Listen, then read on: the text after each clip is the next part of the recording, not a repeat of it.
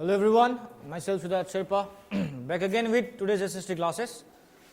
So as we all were discussing socialism in Europe, and we had completed the part of the chapter, that the first part, that is socialism in Europe. We had just entered the portion of the Russian Revolution. So as we all know that this socialism ideology has greatly influenced the Russian Revolution. यानी कि Russian revolution को socialism जो एक ideology है उसने काफी influence किया है. तो हम लोग ने पहला पार्ट तो पढ़ लिया, आप लोग काफी अच्छे तरीके से समझ गए होंगे.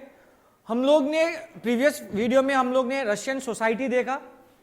यस, किस प्रकार से लोगों में लाइक रिलीजियन से लेके लाइक दिस ऑल थिंग्स. सो आज हम लोग सोसाइटी को एक प्रकार से सोसाइटी नहीं, लेकिन हम लोग ने रशियन एम्पायर देखा. एक्चुअल में रशियन एम्पायर, वहां पे किसका डायनेस्टी चल रहा था, किसका रूल चल रहा था, and what kind of religions were followed out there, किस प्रकार के लोग थे, मतलब ये देखे थे हम लोग ने. ठीक है, मतलब एक छोटा सा एक मन में एक पिक्चर बना लिए थे कि रशिया कैसा है. So as I said earlier और in the previous class also I have said it that if we have to understand the revolution, it's very compulsory to understand about the society. So today's topic will be the Russian society and the economy of Russia. So we'll discuss that topic in two parts.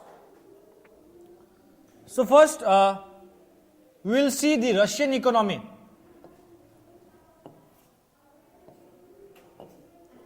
So no Russian economy मतलब अर्थव्यवस्था, वहां का economic activities, जो लोग income कैसे करते थे, that means how the people of Russia were working.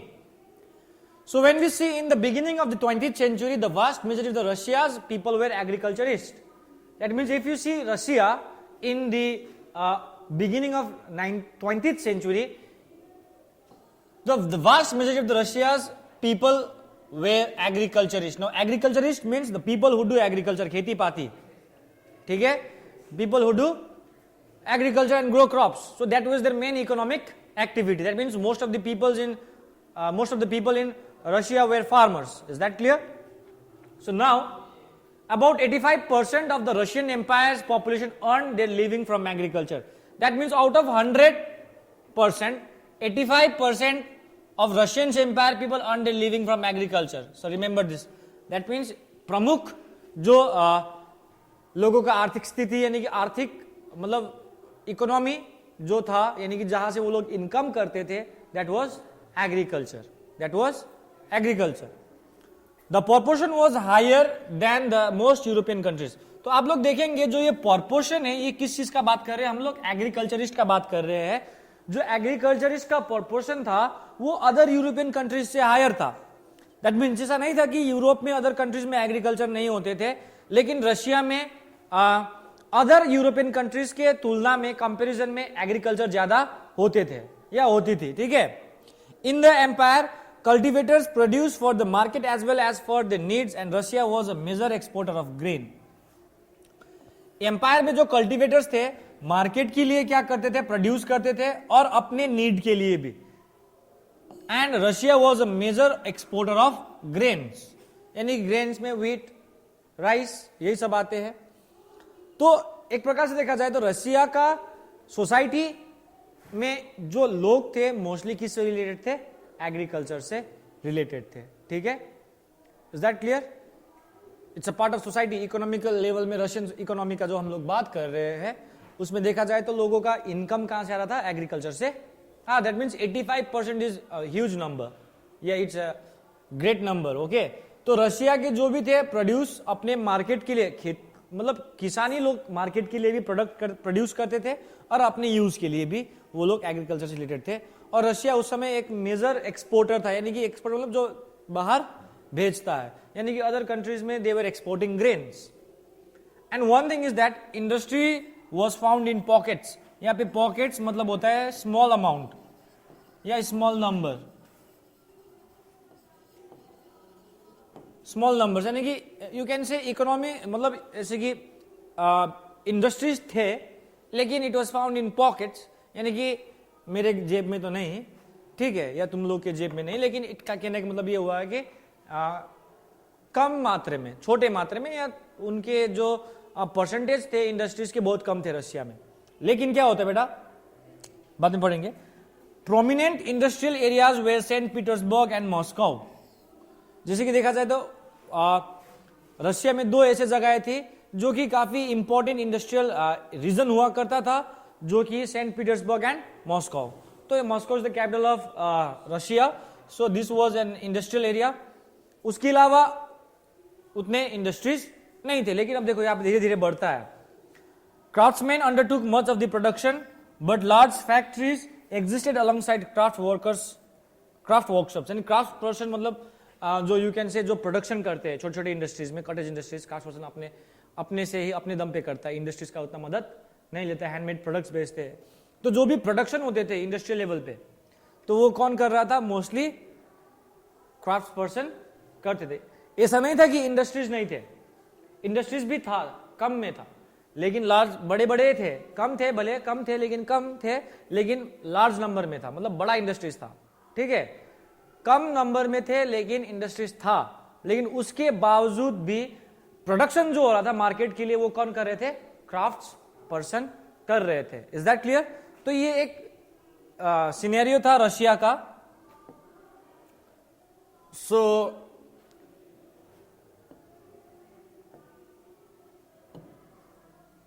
उसके बाद क्या होता है बेटा, देखोगे many factories were set up in the 1890s when Russia's railway network was extended and foreign investment in industry increased। देखो अब ये इसका ये लाइन का मतलब समझो। 1890s के दौर में रशिया में रेलवे लाइन की क्या हो गई, मतलब यू कैन से फाउंडेशन बढ़ गई। ठीक है, नेटवर्क बढ़ गया, एक्सटेंड हो गया। ना रशिया में छोटा मोटा था रेलवे इंडस्ट्री नेटवर्क, लेकिन 1890s में रेलवे जो ट्रैक्स थे वो काफी ज्यादा मात्रा में, मेजोरिटी मात्रा में वो लोग क्या हो गए? एक्सटेंड हो गए, रेलवे एक्सटेंड हो गए। नाउ जब रेलवे एक्सटेंड होता है बेटा, so now it will be easier to get be connected. एक जगह से दूसरी जगह ट्रैवल करना क्या हो जाता है? इजी हो जाता है। सो नाउ जब रेलवे बढ़ गई, ट्रांसपोर्टेशन की सुविधाएं बढ़ गई। सिंपल सी बात है, जब रेलवे बढ़ गई तो क्या हो गई? ट्रांसपोर्टेशन की सुविधाएं बढ़ गई। नाउ ट्रांसपोर्टेशन की सुविधाएं बढ़ जाएगी तो लोग आना शुरू कर देंगे और लोगों का जाना भी हो जाएगा आराम से। ठीक है, लोगों का जाना आना अब चलते रहेंगे। जब रेलवे एक्सटेंड हुआ तो बेटा देखो, इंडस्ट्रीज के लिए एक इंपॉर्टेंट फैक्टर होता है transportation. Yes, okay, there are various factors, capital भी चाहिए, यस, लेबर्स भी चाहिए। लेबर्स की कमी नहीं है, तुम लोग को पता है, अनएम्प्लॉयमेंट वैसे ही बढ़ रहा है, लेबर्स कमी नहीं थी। लेकिन यहां पे बात आता है ट्रांसपोर्टेशन का, जहां पे तुम लोग रॉ मटेरियल से अपना फिनिश प्रोडक्ट्स को क्या करोगे? इधर से उधर क्या करोगे? इंपोर्ट एक्सपोर्ट करने में ट्रांसपोर्टेशन काफी इंपॉर्टेंट रोल प्ले करता है। तो क्या हो रहा है बेटा कि जब रेलवे आया तो रेलवे ने उसके साथ साथ क्या लाया? फॉरेन इन्वेस्टमेंट आया, कि अब बाहर के देश लोग सोचे कि रशिया में रेलवे लग गया तो एक मौका वो लोग मिला, एक इट वॉज एन ओपनिंग। तो देखा कि अगर हम लोग ये रेलवे का मतलब यूज करके अपना बेनिफिट में लेके यदि हम लोग रशिया में क्या करेंगे? इंडस्ट्रीज क्या करेंगे? सेटअप करेंगे। क्या करेंगे? इंडस्ट्रीज क्या करेंगे? सेटअप करेंगे।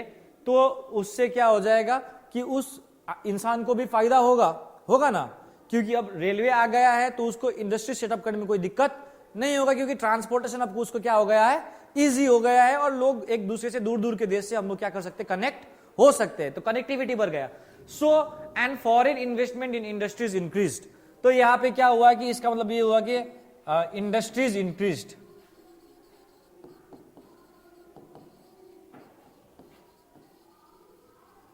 इंडस्ट्रीज क्या हुआ है? इंक्रीज हुआ है। ठीक है, तो फॉरेन इन्वेस्टमेंट आया तो इंडस्ट्री क्या हो गया?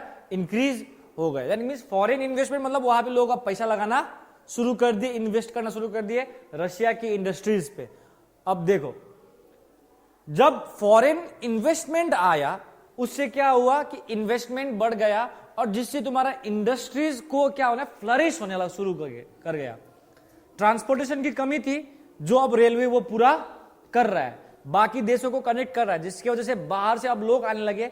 देखे कि रशिया में इंडस्ट्रीज कम है, तो अब जो भी बड़े बड़े रिच पीपल थे अदर कंट्रीज के, they came to Russia and they invested in the industries of Russia. Russia की इंडस्ट्रीज में इन्वेस्ट कर दिए। जितना इन्वेस्ट करेंगे तो इन्वेस्ट करने के साथ साथ वो इंडस्ट्रीज बड़े पैमाने में या लार्ज अमाउंट में इंक्रीज करना शुरू कर दिए। जब इंक्रीज करना शुरू हो जाएगा तो जिसकी वजह से जो रशिया में कोल प्रोडक्शन था जो पहले था, इस पे अब ये इसी का असर है, ये जो ये नेक्स्ट लाइन है इसी का असर है। जैसे ही इंडस्ट्रीज इंक्रीज हो गए, इन्वेस्टमेंट बढ़ने लगे, तो जब इन्वेस्टमेंट बढ़ेगा तो बेटा सब कुछ का देखरेख हो जाएगा ना भाई। तुम्हारे ऊपर कोई इन्वेस्ट करता है तो तुमको सारा चीजें मिल जाएगी और तुम्हारा जो आउटपुट होगा वो अच्छा होगा। ये सब नो, किसी चीज पे हम लोग इन्वेस्ट करेंगे, हाँ कभी कभी लॉस भी हो सकता है, लेकिन अच्छे चीज पे इन्वेस्ट करेंगे तो उसका रिजल्ट भी क्या होगा, अच्छा ही होगा। तो जब इंडस्ट्रीज में अच्छा इन्वेस्टमेंट करने लगे फॉरेन, तो जिसकी वजह से क्या हुआ, कोल प्रोडक्शन डबल हो गया, जितना था 2 था तो 4 हो गया। ठीक है, iron and steel output quadruple यानी कि 4 times. By 1900s in some areas factory workers and craftsmen were almost equal in number. तो इतना बढ़ गए इंडस्ट्रीज और coal production, iron and steel, जिसकी वजह से फैक्ट्री में काम करने वर्कर्स और उसको में जो स्किल्ड लेबर, जो क्राफ्ट्स पर्सन वगैरह होते हैं, वो लगभग इक्वल नंबर पे हो गए। इंडस्ट्रीज बढ़ गए, लेबर की भी डिमांड हो रही है, तो यानी कि पॉपुलेशन क्या है, वर्किंग पॉपुलेशन भी बढ़ रहा है। ठीक है, सो दिस वाज इट। तो ये समझ में आया इकोनॉमी रशिया का कैसे बढ़ा है। तो हम लोग ने देखे कि ये देख सकते हो बिगिनिंग में एग्रीकल्चरिस्ट था, धीरे धीरे रशिया में क्या आ रहा है, रेलवे आने के बाद रशिया में क्या आया है, फॉरेन इन्वेस्टमेंट आया है, जो कि फॉरेन इन्वेस्टमेंट के बदौलत रशिया में क्या हुआ है कि प्रोडक्शन भी क्या हो गए, बढ़ गए, 2 गुना 4 गुना, ठीक है, क्वाड्रुपल डबल हो गए, कोल डबल हो गए और आयरन एंड स्टील का आउटपुट क्वाड्रुपल्ड हो गए, यानी 4 टाइम्स। यस, बाय 1900s बहुत सारे एरियाज, बहुत सारे फैक्ट्रीज में मेंबर्स इतने बढ़ गए कि क्राफ्ट्स पर्सन और लेबर लगभग बराबर होने लगे। दैट मींस डिमांड बढ़ रही है अभी, क्योंकि इंडस्ट्रीज बढ़ रहे हैं तो डिमांड हो गई वर्कर्स की। ठीक है, so this was your Russian economy.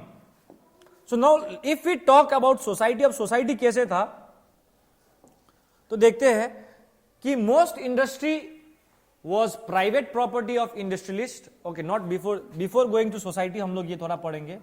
Okay,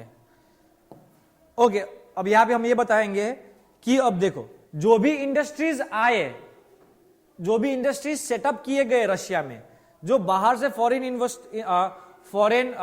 investment आए, क्या डू यू थिंक कि उसने लोगों को हित में काम करने के लिए आए होंगे या अपने हित में काम करने के लिए आए होंगे? तो यहां पे सीधा देखो, most industries were private property of industrialist. अब जितने भी इंडस्ट्रीज थे, जो भी प्रॉपर्टी थे, वो एक क्या था, इंडस्ट्रीज जो भी थे वो प्राइवेट प्रॉपर्टी था। क्या था? निजी संपत्ति था किसी का। तो this was a private property of the industrialist. Government supervise, अब देखो यह प्राइवेट इंडस्ट्रियलिस्ट का मतलब यहां पे होता है बेटा प्रॉफिट मैक्सिमाइजेशन। यहां पे क्या होता है? Profit maximization.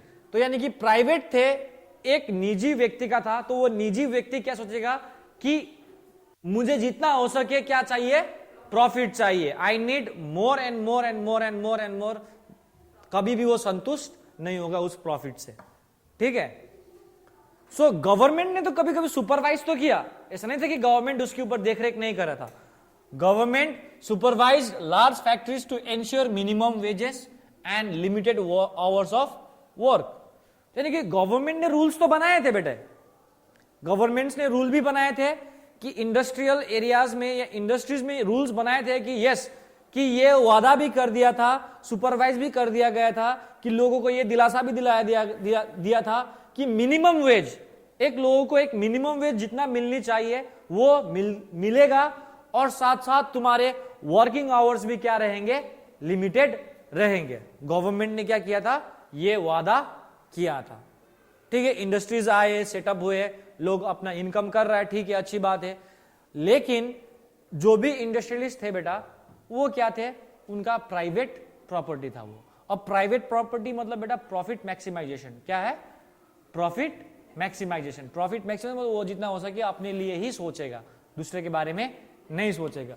तो एज अ रिजल्ट गवर्नमेंट ने क्या किया, उसके ऊपर थोड़ा कुछ एंश्योर किए लोगों को कि यस तुमको मिनिमम वेजेस मिलेंगे, लिमिटेड आवर्स ऑफ वर्क भी मिलेंगे। बट फैक्ट्री इंस्पेक्टर्स, यानी कि जो फैक्ट्री के ऊपर वो इंस्पेक्ट करने के लिए जो लोग थे, ये वो लोग बचा नहीं पाए, रूल्स बीइंग ब्रोकन। तो factory inspector could not prevent rules being broken. अब यहां पे देखो, ये वादा जो किया था इसको पूरा नहीं किया, क्योंकि बहुत सारी इंडस्ट्रीज जो भी ये minimum wages, short limited working hour, short नहीं बोलेंगे, लिमिटेड वर्किंग आवर, ये सब को प्रिवेंट नहीं कर पाए, क्योंकि अब इंडस्ट्रियलिस्ट जो थे वो ये सारे रूल्स को उतना फॉलो नहीं करते थे। एज अ रिजल्ट वो लोग क्या करते थे, in small craft units and small workshops the working day was sometimes 15 hours compared to 10 to 12 hours in factories. छोटे छोटे जो स्मॉल वर्कशॉप्स होते थे उसमें लोगों को कम से कम 15 घंटा काम कराया जाता था, और बड़े बड़े इंडस्ट्रीज में 10 to 12 hours a day. That means 10 to 12 hours a day and 15 hours a day it's very what? Big or very long time. It's a very long hours of work. Is that clear? So देखो अब rules कैसे break हो रहे थे, minimum wages तो नहीं दे रहे हो, वर्किंग आवर्स भी नहीं दे रहे, लेकिन किसे नहीं दे रहे हो भाई, वर्कशॉप पे 15 घंटा काम करा रहे हो और फैक्ट्रीज में 10-12 घंटा काम करा रहे हो। तो इससे क्या हो रहा है बेटा, कि इससे ये जो रूल्स था ये सारा तोड़ा जा रहा है। ठीक है, so you can see the picture, unemployed peasants in pre war many surveys. देखो ये था कंडीशन रशिया का, ये देखो, और यहाँ पे यह बताया गया है, accommodation of varied from rooms to dormitories. Rooms मतलब जहां पे लेबर्स वर्कर्स रहते हैं, और डॉर्मेटरीज भी समवट लाइक दैट ओनली, जहां पे लोग रहते हैं। देखो यहाँ पे लिखा है, workers sleeping in bunkers in a dormitory in pre revolutionary Russia. Russia में रेवोल्यूशन से पहले का बात है। They slept in shifts and could not keep their families with them. भाई एक तो सोने के लिए जगह नहीं है, सोने के लिए जगह नहीं है, सोते भी थे तो शिफ्ट में सोते थे। तुम 4 घंटा सो लिए, उसके बाद तुम उसको जगह है, तुम सोने चले गए, ठीक है, फिर तुमको फिर 4 घंटा बाद कोई जगह आएगा, मतलब बारी बारी सो रहे थे क्योंकि जगह नहीं था। अब जगह सोने के लिए अच्छा नहीं जगह मिलेगा तो वो लोग क्या फैमिलीज को रख पाएंगे अपने साथ? नहीं। तो ये थी प्रॉब्लम। देखो सो रहे dormitories, there people are sleeping, you can see the picture, तो it's given in a book also. तो ये सारी चीज देख सकते हो कि रशिया का लेबर्स के साथ सिचुएशन काफी बुरा था। Is that clear? This was your Russian economy. Is that clear? So now let's talk about Russian society.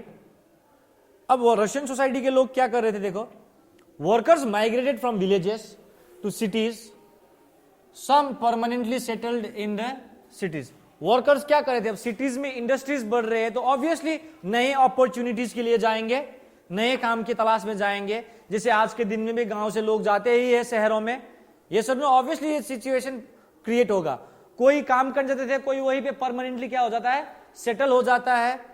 ठीक है, अब जैसे कि हम लोग ने सोसाइटी बांटा था first state, second state and third states, तो वैसे ही labour workers were divided by skills. Worker में भी क्या था, डिवीजन था। वर्कर में भी क्या था, डिवीजन था। किसके आधार पे? स्किल के आधार पे। किसके पास कितना गुण है, कितना क्षमता है, कितना पोटेंशियल है, कितना स्किल है, उसके आधार पे वर्कर्स डिवाइड किए जाते थे। तो सिंपल सी बात है, you can say skilled and unskilled. Skilled वाले थोड़ा क्राफ्ट मतलब कारीगरी के काम करेंगे, अनस्किल्ड जो है भारी उठाने का काम करेगा। अंतर यही है। तो ये से मेटल वर्कर्स, अब उस दौर में इंडस्ट्रियल रेवोल्यूशन आ रहा था, इंडस्ट्रियल चेंज आ रही थी, तो मेटल मतलब बहुत इंपॉर्टेंट है। ठीक है, मेटल क्या है, बहुत इंपॉर्टेंट है। और मेटल के काम करने वाले जो वर्कर्स थे बेटा, जो मेटल वर्कर्स थे, वो लोग अपने आप को क्या मानते थे, aristocrats among other workers. Aristocrats मतलब क्या है, सोसाइटी में सबसे ऊपर क्लास, सबसे उत्तम दर्जे के क्लास थे। ठीक है, तो मेटल वर्कर्स जो थे अपने आप को क्या मानते थे, एरिस्टोक्रेट्स मानते थे अदर्स से, क्योंकि मेटल काम करने के लिए बेटा तुमको ज्यादा स्किल की जरूरत होती थी और डिमांड भी ज्यादा था। इसलिए मेटल वर्कर्स अपने आप में एक शान बना के रखे थे कि हम लोग जो है मेटल वर्कर्स है, इसलिए हम लोग वर्कर्स के कैटेगरी में हम लोग सबसे उत्तम दर्जे के क्या है, वर्कर्स है। ठीक है, ये थी डिवीजन थी। वुमेन भी थे। वुमेन में 31% of the factory labour force by 1914, but they were paid less than main. 31% जो था रशिया में, वर्किंग फोर्स कौन करते थे? Females. That means womens were also working in the factories, और कुल मिला के देखा जाए तो 31% ऑफ द फैक्ट्रीज वेर, यानी कि फैक्ट्रीज में 31% कौन थे? वुमेन काम कर रहे थे। लेकिन वुमेन काम तो कर रहे थे, लेकिन जो सैलरीज या वेजेस उनको मिलता था मेन के बराबर नहीं मिलता था, और मेन के कम ही मिलता था, because womens were always regarded as inferiors, कम माना जाता था। रशियन रेवोल्यूशन में तुम लोग देखिए हो, वुमेन्स को सैलरी वेजेस कम ही मिलता है, चाहे जितना काम करे। वुमेन भी 16 घंटा ही काम कर रहा है, मेन भी 16 घंटा ही काम कर रहे हैं, सेम काम कर रहा है, but even though womens are paid less in terms with men. ठीक है, क्योंकि because they are women, no, society में वो लोग को पहले से क्या किया गया है? ऑप्रेस किया गया है। डिवीजन देखने को मिलते थे बेटा। Division of labours were often seen in the dresses they wore and in manners to, यानी कि लेबर्स में अंतर ये भी देखता था कि लेबर्स में डिवीजन ऐसे भी देखता था कि कोई उच्च अच्छे दर्जे वाले लेबर्स जो थे, जो नहीं मैंने बोला मिडिल वर्कर्स, वो लोग अलग से कपड़ा पहनते थे, थोड़ा सील सबाब के थे, थोड़ा निचले काम करने, थोड़ा बंदर जैसे तो नहीं रहे होंगे, लेकिन yes there were differences in manners, सील स्वभाव में भी अंतर देखने को मिलता था लेबर्स में। अब ये सब छोड़ दो, अब डिवीजन तो मिल रहा है तुम लोगों को, यस डिवीजन तो देखने को मिल रहा है, लेबर्स है, वर्कर्स है, सब कोई अपने काम के आधार पे क्या कर रहे हैं? दोनों एक दूसरे से डिवाइड हो रहे हैं। लेकिन despite divisions, workers did unite to strike और stop work when they disagreed with employers about dismissals और वर्क कंडीशंस।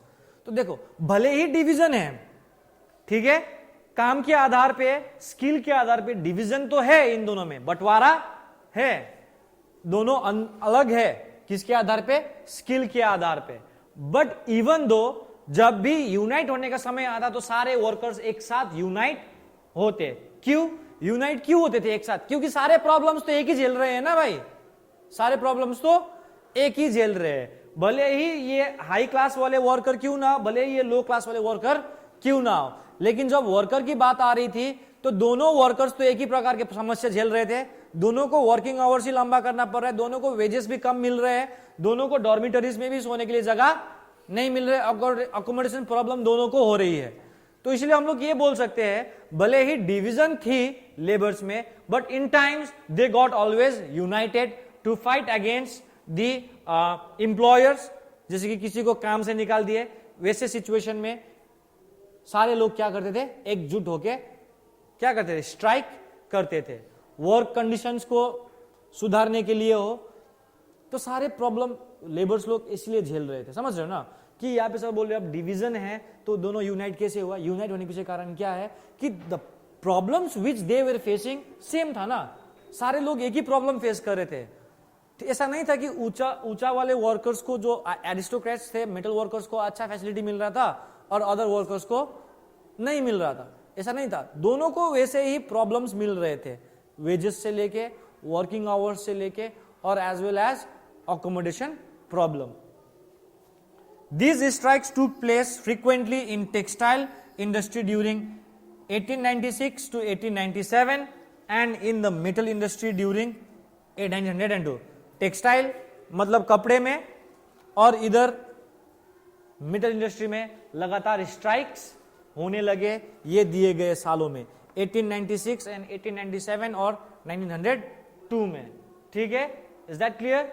तो ये जो स्ट्राइक्स हो रहे थे बेटा, ये स्ट्राइक्स वैसे ही नहीं हुआ, ये स्ट्राइक्स में सारे लेबर्स जुड़े हुए हैं, चाहे मेटल वर्कर्स हो चाहे लोअर कैटेगरी के वर्कर्स हो। ठीक है, everyone got United because problem सब कोई एक झेल रहे थे। ऐसा नहीं था कि हाई क्लास वाले वर्कर्स थे तो वो लोगों को अदर फैसिलिटीज मिल रहे थे, या जो लोअर क्लास वाले वर्कर्स थे उनको अलग से फैसिलिटीज मिल रहे थे, ऐसा नहीं था। बस काम के मात्रा में, काम के तरीके में या स्किल्स के आधार पे वो लोग डिवाइडेड थे, but the problems they were facing was the same. Is that clear? That was the situation in industrial areas. अब खेती किसान भी तो है, अब किसान भी तो है, अब हम लोग ने कंट्री साइड में जाना पड़ेगा। In the country side peasants cultivated most of the lands. अब देखो किसान लाइक पीजेंट्स है तो खेती तो करेंगे ही, point number 1। But the nobility, the crown and the orthodox church owned large properties. भले ही किसान खेती कर रहे थे, कंट्री साइड्स में हम लोग देखेंगे तो पीजेंट्स कल्टीवेट तो कर रहे थे लैंड, लेकिन जो भी लैंड जो थे कंट्री साइड में, कंट्री मतलब गांवों में, विलेजेस में, but the nobility, the crown and the orthodox church own large properties. यानी कि जो भी लैंड थे रशिया में, most of the land was occupied by the nobles, ऊंचे ऊंचे लोग, हायर स्टैंडर्ड के लोग, राजा के करीब के लोग, चर्च, इनके द्वारा क्या किया जाता था, ऑक्युपाई किया गया था जमीन, किसानों के पास बहुत कम था। Like workers peasants two way divided, like workers peasants भी डिवाइड थे, किस आधार पे, किसके पास लैंड था तो अपना खेती कर रहा था, सम वे लैंडलेस, के दूसरे के खेत में जाके क्या कर रहे थे, काम कर रहे थे। But except in few cases they had no respect for the nobility. लेकिन नोबिलिटी के लिए जो उच्च दर्जे के लोग हैं उनके लिए एक फूटी कौड़ी की या मतलब रिस्पेक्ट नहीं था। क्यों? क्योंकि लैंड पे वो लोग का अधिकार नहीं था, एक रीजन ये था। और लैंड कौन ओन कर रहे थे, हायर क्लास वाले लोग मतलब ओन कर रहे थे। Nobles got their power and position through their services to tsar, not through local popularity. तो देखो जो ये नोबल्स था वो लोग को जमीन कैसे मिला, क्योंकि वो लोग ने, या इतना बड़ा बड़ा पोजीशन, इतना पावर कैसे मिला, क्योंकि वो लोग ने सार एम्पायर है ना रशिया में, तो सार एम्पायर को क्या किया था, सर्विस दिए थे, काम किया कर रहे उनके लिए। ऐसे नहीं मिला था कि जैसे वो लोग लोकल के बीच में अच्छा काम किए तब जाके वो लोग पॉपुलर हुआ है, ऐसा नहीं। तो उन्होंने राजा का काम किया इसलिए राजा ने उनको पावर दे दिया, लेकिन लोगों के लिए सर्विस नहीं दिया है। वो राजा का वफादार है, लोगों का नहीं है। Is that clear? This was unlike France, where during the French Revolution in Brittany, peasants respected nobles and fought for them. जैसे कि फ्रांस और रशिया का फार्मर्स को देखेंगे या पीजेंट्स को देखेंगे तो थोड़ा डिफरेंट है। फ्रांस में देखा जाए तो फ्रांस में एक ऐसा सिचुएशन था जिस दौरान फ्रांस में क्या हुआ था कि जब रेवोल्यूशन आया था तो उस समय पीजेंट्स ने नोबल्स को रेस्पेक्ट किया था और नोबल्स के साथ मिलके क्या किया था, फाइट किया था। लेकिन रशिया में उल्टा है। रशिया तो चाह रहा है कि रशियन फार्मर्स आ रहे थे, ये नोबल्स को मार के हो या कैसे भी करके हो, पीट के हो, हमको जमीन लेना है, वापस जमीन लेना है। हम उनके लैंड पे खेती नहीं करेंगे, हम अपने लैंड पे ही खेती करेंगे, वो लैंड में अपना बनाऊंगा, वो नोबल्स को नहीं देना है मुझको, वो बोल रहा है। In Russia peasants wanted the land of nobles to be given to them. वो लोग चाह रहे थे कि रशिया के पीजेंट्स चाह रहे थे कि वो लोग को वो लैंड वापस मिले अपने पास, नोबल्स के पास ना रहे। फ्रीक्वेंटली दे रिफ्यूज टू पे रेंट। लगातार जब नोबल्स रेंट मांग रहे थे जमीन पे खेती करने का या टैक्सेस मांग रहे थे तो रिफ्यूज करते थे, यहां तक कि they even murdered landlords, zamindars को भी क्या कर दिए, मार दिए। 1902 इन 1902 this awkward on a large scale in south Russia and 1905 such incidents took place all over the Russia। अब ये किसके लिए मर्डर हो रहा है, जमीन के लिए मर्डर हो रहा है। पीजेंट्स चाह रहे हैं कि हमको अपना जमीन वापस कर दो, हम रेंट में काम नहीं करेंगे, वो मेरा ही जमीन है, मुझे वापस दे दो, या तो उसका नहीं भी होगा तो वो चाह रहा है कि वो जमीन उनको मिल जाए। पीजेंट्स चाह रहे थे कि वो लोग फ्रीली अपने लैंड पे क्या करे, खेती करे। और यहां तक कि जब रेंट मांगते थे कौन, नोबल्स, तो क्या होता था कि वो लोग मना कर देते देने से, और इतना कि लैंडलॉर्ड्स का मर्डर भी कर देते थे। 1902 में ऐसे बहुत भारी मात्रा में हुआ है। 1902 का युग में लैंडलॉर्ड्स का भारी मात्रा में मर्डर हुआ है पीजेंट्स के हाथ में साउथ रशिया में।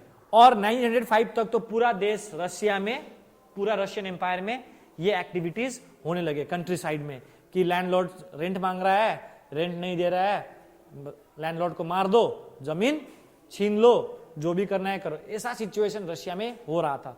अब देखो ये सब क्यों हो रहा था, because administration was not good, because administration was not good. मतलब पीजेंट्स के लिए वो लोग ने अच्छे से एडमिनिस्ट्रेशन या रूल्स एंड पॉलिसीज नहीं बनाए थे। Russian peasants were different from other European peasants. अब इसमें तो हम लोग ने देखे अदर यूरोपियन पीजेंट्स से डिफरेंट थे, लेकिन एक और पॉइंट है, ये काफी अच्छा पॉइंट है, बाद में जाके इस पॉइंट पे चर्चा होगा चैप्टर में, देखना ये point. They pulled there land together periodically and their commune divided it according to the needs of the individual families. तो यहाँ पे सोशलिज्म देखने को मिल रहा है रशिया में फार्मर्स के बीच में. So that's why they were called natural socialist also. बाद में तुम लोग पढ़ोगे इसको.